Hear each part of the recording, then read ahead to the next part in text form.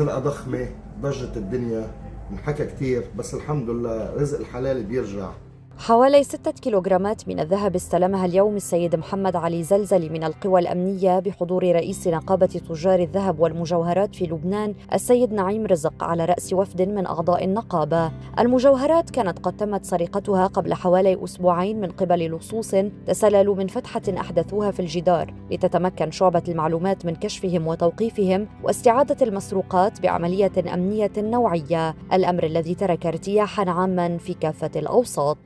نحن استلمنا ما يقارب 70 ل 75% من المسروقات. بعد فيه قسم كافة الأجهزة الأمنية عم تتابع شغلة مشكورة والحمد لله رب العالمين. شكر كبير لكافة الأجهزة الأمنية اللي ساهمت بأسرع وقت ممكن بكشف العصابة ورجع مال الحلال لأصحابه. بتشكر الأخ نعيم رزق وعلى قدومه على صور، وبنرحب فيه بمدينة صور، وبنشكر الهيئة الإدارية لنقابة الصاغة في لبنان. جئنا إلى أحبتنا آل زلزلة الكرام، زملاء المهنة والأصدقاء الذين خبرنا أخوتهم عبر السنين. جئنا لنتضامن معهم في حادثة سرقة متجرهم، هذه الحادثة الغريبة عن المدينة وأهلها.